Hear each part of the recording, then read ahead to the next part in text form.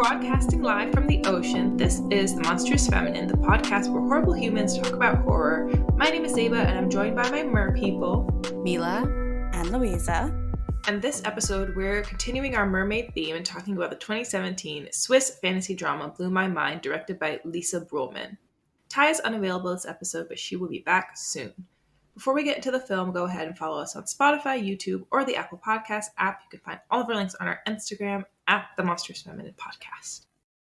In Blew My Mind, 15-year-old Mia struggles to settle into her new school in Zurich. She immediately gravitates towards the cool, popular kids, led by the vicious but alluring Gianna. Together the girls shoplift and party, experimenting with sex, drugs, and alcohol. At the same time, Mia gets her first period, and shortly after notices strange occurrences in her body. Her toes become webbed, her legs bruise, her skin peels. Horrified by her body's changes and confused by her intense relationship with Gianna, Mia's behavior grows more and more erratic, much to the concern of her parents. Meine Zehen sind zusammengewachsen. Also Syndaktylie, das ist ein Geburtsfehler. Das hat man seit Geburt. Ja, aber seitdem ich meine Periode bekommen habe. Das kann nicht sein. In this film, we have a really awkward conversation, a little bit Ginger Snaps-esque. Not like as campy as that one, it was serious in tone, but about getting your first period. And then she goes to the doctor and tries to explain her transformation because obviously her first period is linked to a mermaid. And it just made me think, what were your guys' first conversations about your periods with an adult, you know? Nobody in my family talked to me about periods. I learned from health class in third and fourth grade. But yeah, they taught us about not sex ed, but we had period class that was a 3 or 4 week thing where every week we learned something new about puberty. Periods was 1 week, but then you'd learn about what to do about boobs was one day. I don't know, every Friday we'd have a class or something. And I thought it was so exciting and so interesting. I couldn't wait to get my period because they gave us these cute little bags with pads and tampons and things in them. You could put in your book bag so that when the day came, you were prepared. And I just loved having that shit. I just liked accessorizing, honestly. I still have a little period pouch with everything, heat pads, pain pills, tampons, everything. I still keep that shit on me. So I learned well from that class. But because I was so well accessorized, I was well, fuck am I carrying this shit around for all the time if I'm not going to get a period? And fourth grade is pretty early to learn about it, but people have their period by fourth grade. Some people get their period super early, so I guess they're trying to make sure they get you before you're caught off guard, I suppose. Yeah, but by the time you actually started, your pad must have been really manky. It was, so I'm gonna get into that. Oh, okay. So I did not get my period in fourth grade. I got it I don't know, it was probably 12 or so, 7th grade maybe. So yeah, I had been carrying that shit around forever, never needed to use it. So I was so ready. I was every twinge of pain I got, I was this is it, the big one. But it never was. I had to wait so long. And then I got my first period and I felt super prepared, not because I talked to my family. My family also gave me books. I had the American Girl doll, Care and Keeping of You puberty book. It's a health book. It's illustrated. Honestly, it was very useful. I had that book. My dad got it for me at the Barnes and Noble because I was so fucking excited. I was very loud about it. I was it's here. The day has come. Everyone has to get me treats. This is what I heard, that you get chocolate and ice cream and everyone has to be super nice to you. And then everybody was. But then, honestly, I should get checked out. My cramps are debilitating. They've been debilitating since that first period. It is the shits every time. So, promptly by the very next period, hated that shit. Was no longer excited. Was I don't know why I was excited at all in the first place. Even this accessory does not make it better.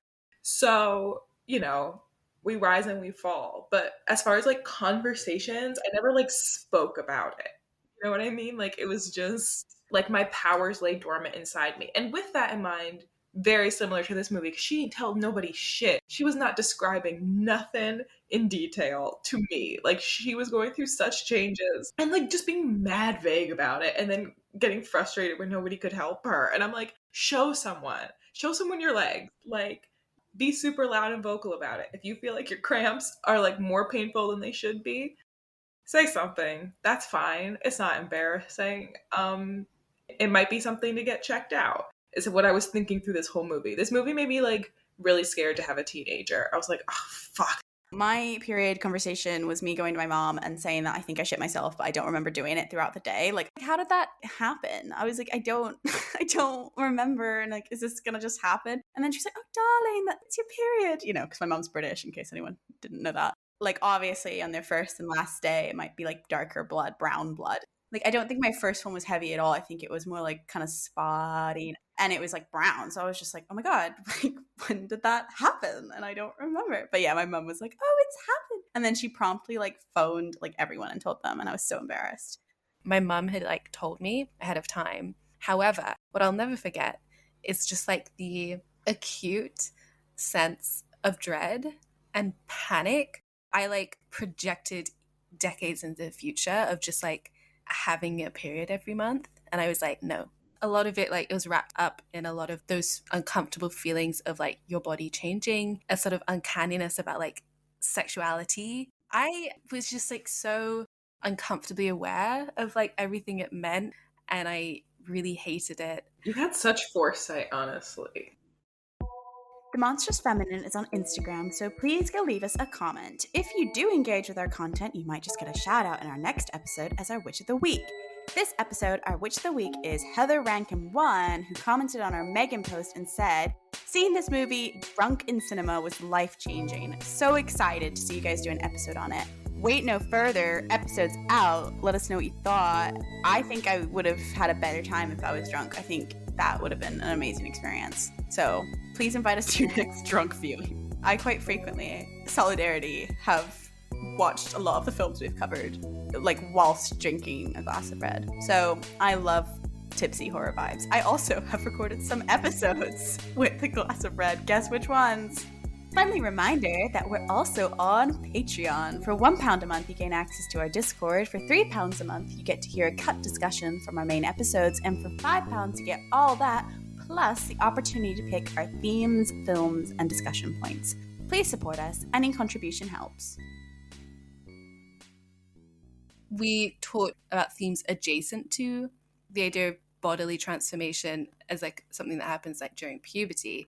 Regardless of the application of mermaid law, this film, it was 2017. It was so reminiscent for me of those indie teen films of the 2000s. Obviously, like varying degrees of what dark themes they included, like 13, Mysterious Skin, Fish Tank, all of these like quite disturbing chronicles in a strange way. Like it had a sort of nostalgic element for me of those like indie films of that time. I just don't think we get those often. Would you count Skins in this category? Yes. But I think Skins is like edging more towards that more and more exploitative representation of like teen sexuality. Euphoria is like way on the other end of the spectrum. I want to put this film on a watch list with Carrie, Ginger Snaps, and then Raw. I thought I was so original in thinking that, and then I was reading reviews where people were like, it's just like Raw and Ginger Snaps. And I was like, okay, well, fuck you guys. I've never had a unique thought, apparently. But yeah, I do think that would be like a really cool watch list because I think they're all speaking the same language and they're doing it in different styles. I think this is like stylistically like Raw, but it's like thematically a bit like Ginger Snaps. Triggering. This film was triggering. Like, it's so... We spoke about in the lore about mermaid lore being a good metaphor for coming of age and puberty, and this film does just that, but it does it so well. And then it's, like, hard to watch. It's like that thing of, like, how could this be so relatable, gradually transforming into a fish? But I'm like, oh, no, you've really hit the nail on the head. Like, it does feel like this. Brühlmann's done a really great job of encapsulating that. Jessica Kian for Variety talked about like the sexual confusion and body dysmorphia, and then also things like anorexia, negative body image, self-harm, and the joyless promiscuity and sexual degradation that Mia pursues are the kinds of heartbreaking punishments that young girls inflict on their bodies for differing in ways that often only they perceive from some notional ideal of womanly perfection. And I was like, that's it. That is it. This film does do that, and it does it well. Have you guys seen 13? I haven't, no, but I saw a lot of people compare this one to that. I think I have. It's ringing certainly a bell. It's Catherine Hardwicke's debut film, who directed Twilight. Oh, I think I have seen it, but like so long ago. Nikki Reed, when she was like 13, co-wrote it with her. Like, the films just are 13, and it has that same darkness and angst and like heartbreak that this film gets so well. It doesn't have like obviously the horror fantasy body horror element, but it's like transformative watching 13 at that age. And then I wonder if it would have the same effect that we're all feeling watching this film. We haven't released this episode yet, but we've recorded it and it's on Jennifer's Body. And we talk a lot about how female competition and like young friendships can often conflate with like queer desire. And that's like quite entangled and it's hard to separate if they even are separate, et cetera, et cetera. But I think it's really explored here. It even gets like that element like correct in terms of like a relatable experience, you know, crushing on your potentially bad influence, toxic best friend, and that confusion of like, do I want to be them? Do I want to get with them? Before we like get back to the, what's triggering about it, thinking about our own teenagehood or adolescence, it's even more bonkers now watching it a little bit more grown. Like I was talking about Juno recently with my friend about like watching Juno at my big age now and what a difference it makes to my perception of that movie. Like I probably watched it when I was prepubescent. Like when it came out, I hadn't like gone through puberty yet. And I think like, I don't know, it's just like such a different viewing experience now. Obviously I didn't watch this movie when I was young and impressionable or even like around the age of those characters. It's a whole different type of anxiety. That's exactly what it was like to like, like run with that kind of crowd or, start dressing in a particular way or wearing makeup or shoplifting or like getting in trouble or running around with your friends around town without supervision. And like you're like just smart and grown and independent enough to like get around by yourself. And like the amount of trouble you can get into just like being out. And then also that is rubbing up against like me looking at the parents in this movie, especially the parent of the friend, the like bad influence friend, like the single father. I think she said her mom just like fucked off to America and like never came back. Like it really makes me feel for Gianna. I don't know. I knew a lot of people who like were relatively unsupervised for like a lot of reasons. I was relatively unsupervised. Like I definitely got into shit. I don't know, nobody suspected that I was going to do anything that bad, but her dad like asking her for a cigarette, he like knows what she's up to, right? And he's looking at her friends a type of way. They have like this like very basically they're roommates, right? It's like a really weird, inappropriate setup, and she's being like set up to fail. He is disappointing her every day. Like he is failing her as a parent every day. And I think like that is an anxiety inducing thing. And then the other part of it is like Mia's parents who like they do care about her, they do want her to like succeed and not get into trouble, but then they like go away for a weekend and I'm like, oh, God, right when this girl is like clearly spiraling, right? Like I'm not a parent, right? I think I'm watching this as a parent would be like a whole third angle to this, but just like being a little bit grown, of like my brain being a little bit more formed to like look at teenagers in my life and like care about them. And I'm like, oh fuck, like how do you avoid that? Like these things kind of feel like just like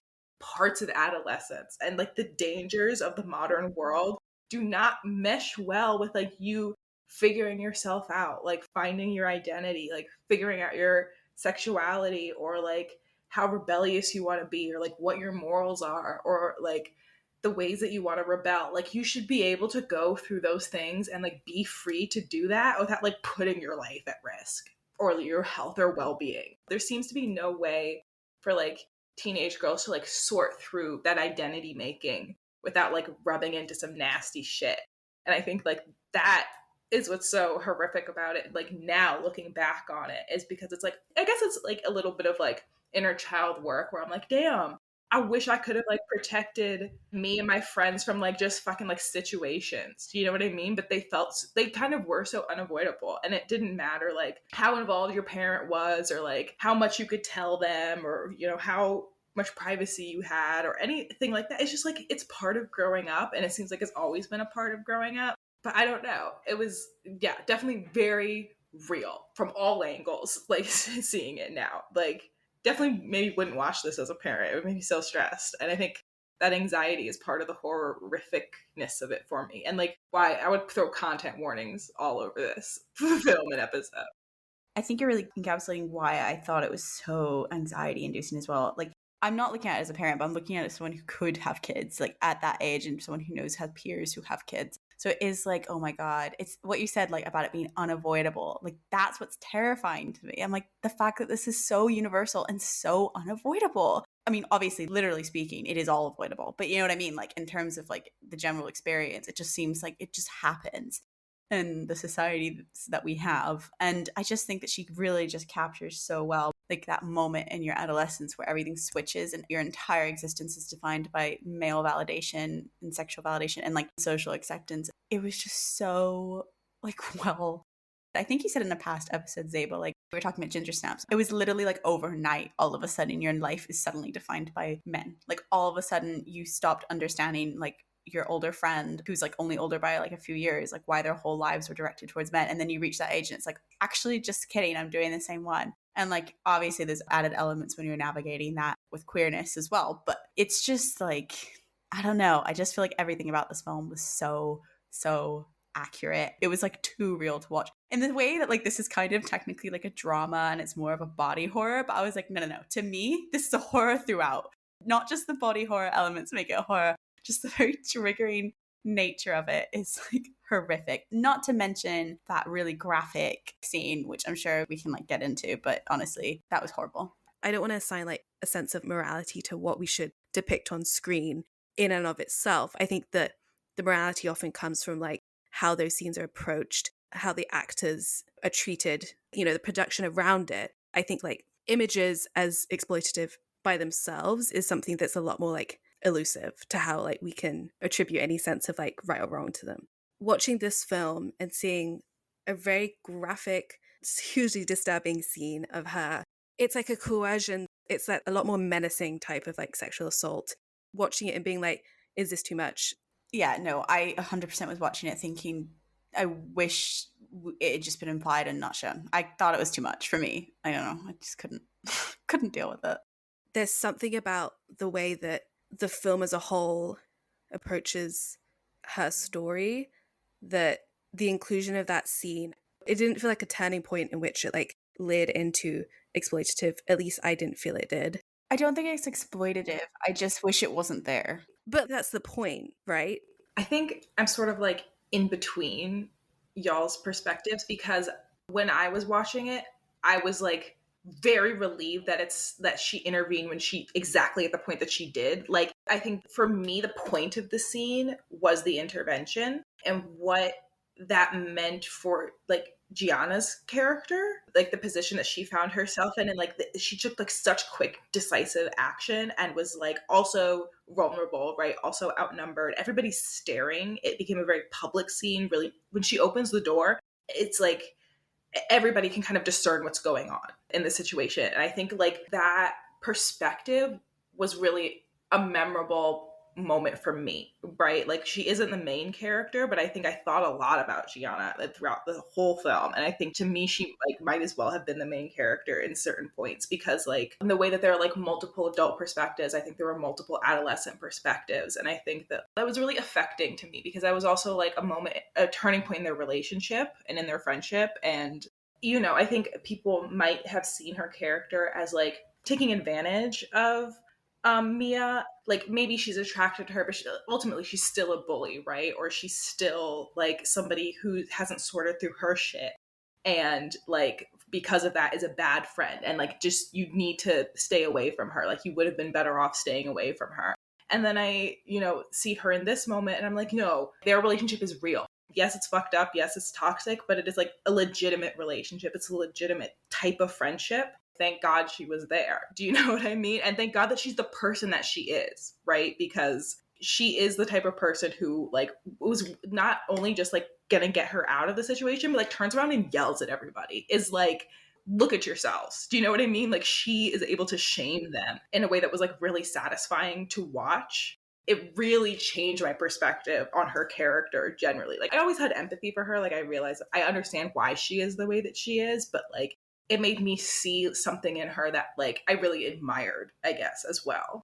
Yeah, I agree with you in the sense that I really like that Roman didn't like do the typical like mean girl bitch portrayal situation. Low key, even with like Jennifer's Body and like Ginger Snaps, like well, they're sisters, not best friends, but it's a similar kind of like bitchy teenage dynamic. Of course, those are earlier films, so they're older and they're also comedy, so they're not really going to give like as much like depth as we maybe have space for here in that way. Like we only see glimpses of their vulnerability and stuff, and they're still really well done in their own way. But I did like that this film unpacks that mean girl character a bit more. Like you said, Zeba, it goes into her home life and not just like as like a passing comment. Like you really do see it and you really do empathize. And I like that they kind of unpick it. Like she's not a straight up dislikable character. It really shows you like why you'd be attracted to somebody like Gianna, like why a young girl might be like influenced like to follow like the wrong crowd, quote unquote. It shows you how there can be moments of, like you said, protection and solidarity and like trust and tenderness as well, and like kind of that mutual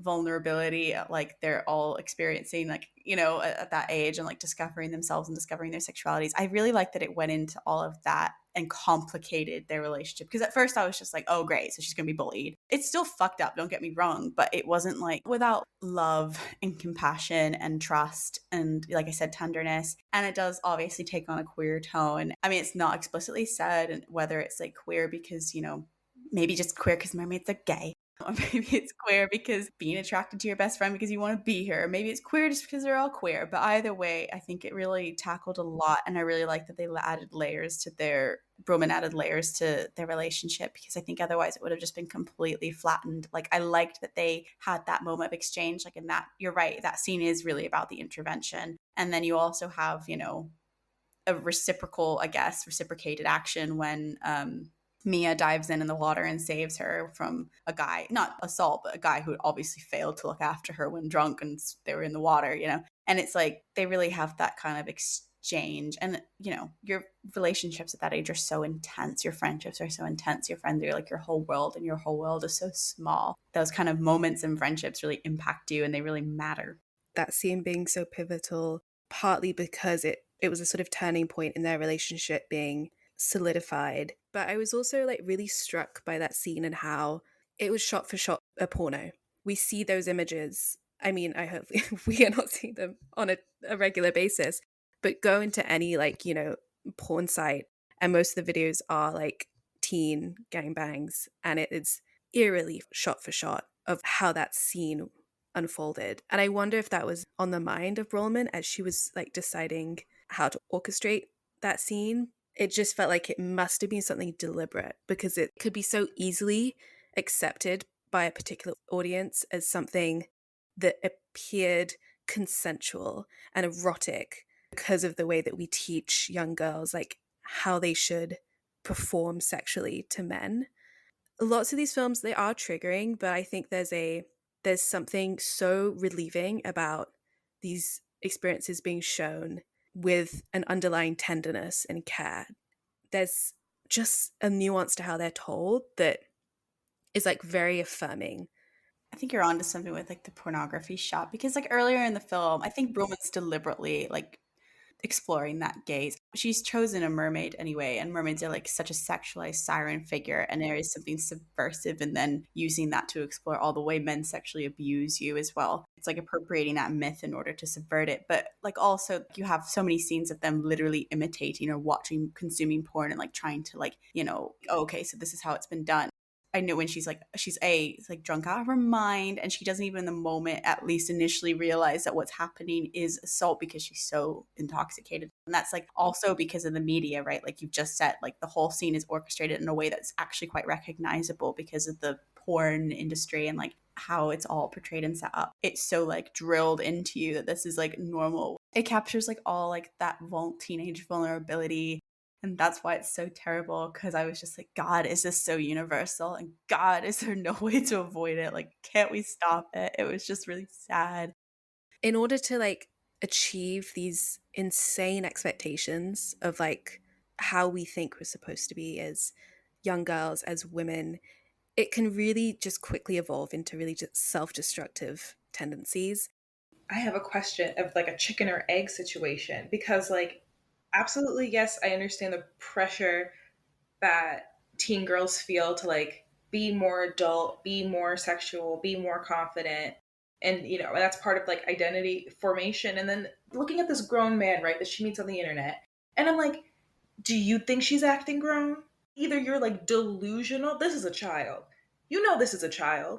And I feel like it frustrates me how common, like you're saying, like even in porn, to like have like teen categories, right? Where we're like, well, yeah, only like the weirdest perverts on the internet are attracted to children. But it's like, it is much more common than I think we give credit for. And it's like, you're not attracted to them because they look like grown women because they're wearing lipstick and eyeliner and like a push-up bra. You're attracted to them because they don't look like grown women. Like I said, I think that like putting on the womanhood costume is a part of identity formation, and I don't want to like deny that part of girlhood to, you know, young people, right? Like I was sitting there thinking when she's putting on that lipstick, I'm like, oh no, you don't gotta put on that lipstick. Like I sound like a mom who like, you know, shames you out of doing the things that your friends are doing. I understand that impulse now where I'm like, no, don't wear that. No, don't do that. Like, no, don't go out like that. But it's like, it doesn't matter how she goes out. I know that. And even still, the voice in the back of my mind is like victim blaming. Even still, because like that is how we've been socialized. And it's so frustrating to like be in that position where like Lisa, like you were talking about, as like somebody who like might want to be a parent someday watching things like this. I'm like, how would I handle this, yo? Like, I can't tell her not to dress up. I can't tell her not to go out with her friends. I'm also not going to tell you not to use the internet. Like, it's too much. It's too much. Anytime men show a preference for this like teen body type, teen mentality, that sort of malleability and naivety that like these girls might show towards older men, this is going to be pedantic, but I think it's really important to stop pedophilia being tossed around like with any of that behavior we see when pedophilia is not referring to that age group. I think it's like more to do with like targeting a specific age group who might have like that sort of in between body. You know how you just like you turn 20 and like your body completely changes. Yeah, they didn't tell me about that. Nobody tells you that it just like changes again. Yeah. But I think it's like this strange limbo in between like prepubescence and like being fully grown up, that along with that naivety and that fresher need to like seek validation perhaps from older men, and like not having the knowledge that that's not okay to have like any sort of sexual relationship, romantic relationship with somebody who's like an adult while you're in that age group. So I think it's just like a horrible time in teens' lives where you're kind of being told you're grown up and an adult at the same time as being like infantilized, whether that be through like your family or like the porn industry. So much mixed messaging. I love how we haven't even gotten to like the like explicitly horror elements, none of the body horror. I thought it was quite effective as body horror, aside from all of that, which we've gone into, you know, when she's picking at her scales and she's picking off and when she's cutting her toes. That's why it reminded me of Raw, because it's not like a scary horror. It's like a disturbing one where it's like you gradually gets under your skin. Quite, pardon the pun. But yeah, so it's like that kind of horror. I liked it for that. I think it was visually well done. Wait, you said something in the first article that you quoted, Louisa, about like young girls like feeling ashamed about like things about their looks that only they can perceive. The thing about her feet, like going to the nurse and she's like, I have webbed feet. And the nurse is like, people sometimes have webbed feet. No big deal. And then they like become more webbed in the course of even that appointment. Okay, this is the part, I mean, among many parts, where I'm like, what? Speak up, girl, speak up. Say it with your chest. Why are you trying to take care of this yourself? The doctor said, keep an eye on this and it can be surgically fixed. Okay, but she's not so ashamed that she isn't going to a nurse, right? You feel comfortable talking to a medical professional. No, I don't think she felt comfortable. A second she saw the nurse on the phone, she was like, oh God, I'm a freak. Okay, you're afraid to make a phone call, but you're not so afraid that you can't snip your own skin and then lay some bandages on top. She didn't even, okay, she snips the web, it bleeds. I'm not even convinced that the sticky adhesive was present on those bandages. She just lays them on top of her bloody feet and then puts some dirty socks on and sticks them back in her sneakers. Listen, we've all had shame. We've all had shame. We just told our period stories.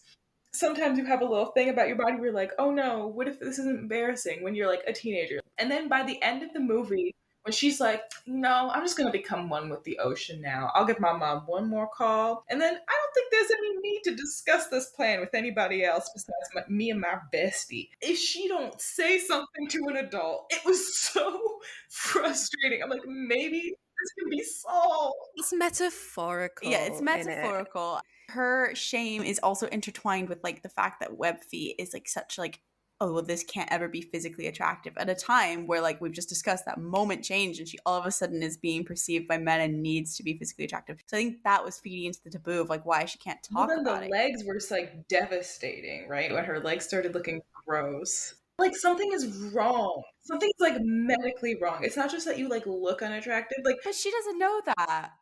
Tell your mother your legs are bruised up.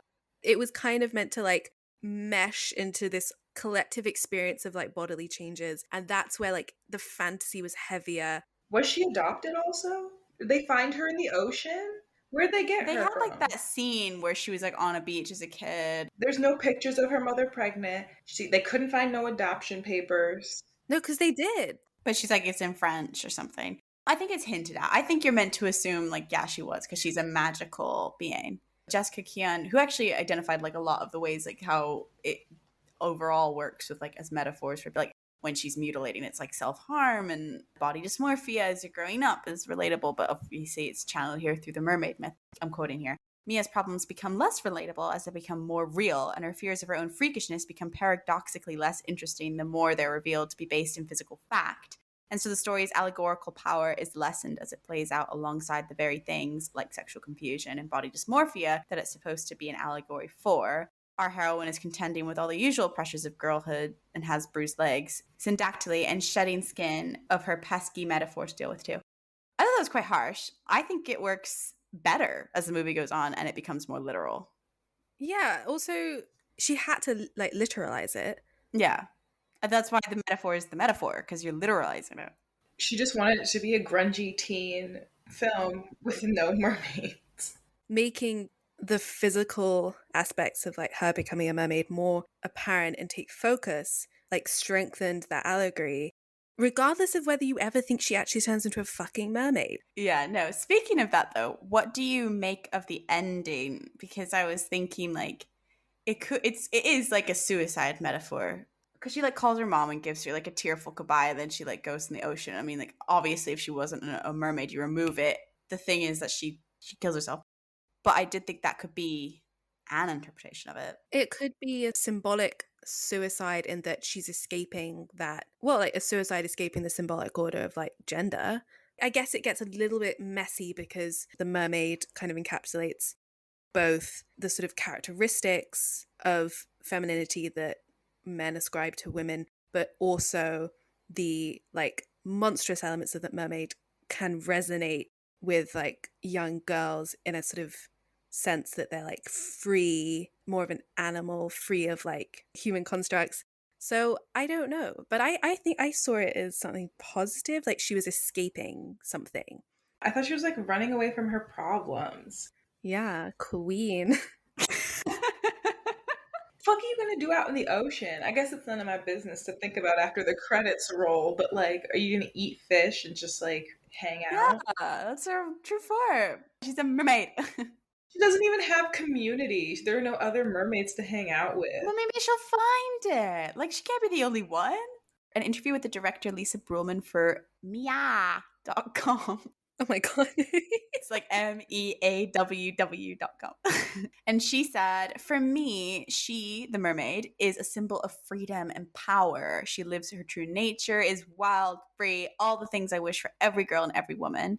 And then on IMDb, Lisa Brühlmann had previously directed Hylas die Nymphen, based on the Greek myth and painting of the same name. And she said of her longtime fascination with nymphs and mermaids that the mermaid has a sense of anarchy, which was something that really fascinated me, and I wanted to tell a story about it. So I definitely think her interpretation of the ending is meant to be like that kind of, like you said, Mila, like freedom from like societal expectations, gender expectations, sexuality.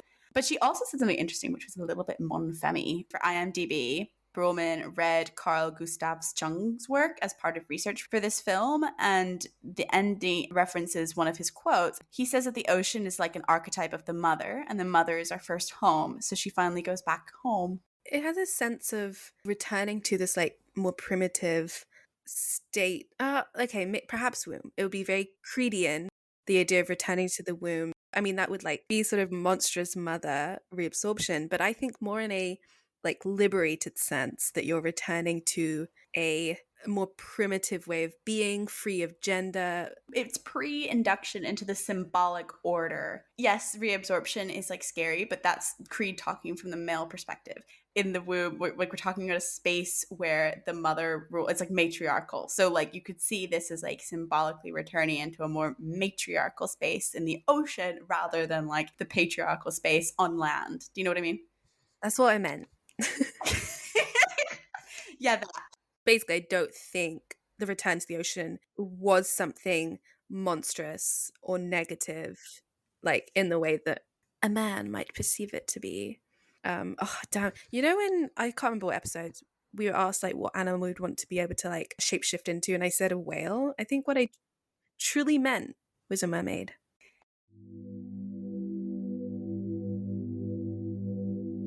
Thank you for listening to The Monstrous Feminine. Be sure to follow us on Instagram, SoundCloud, and Spotify at The Monstrous Feminine Podcast, and on Twitter at The MonFemPod. Subscribe to our YouTube channel, rate and review us on Apple Podcasts and Spotify, and follow us on TikTok at The Monstrous Feminine Pod for podcast clips and more fun. Brooms up, witches out.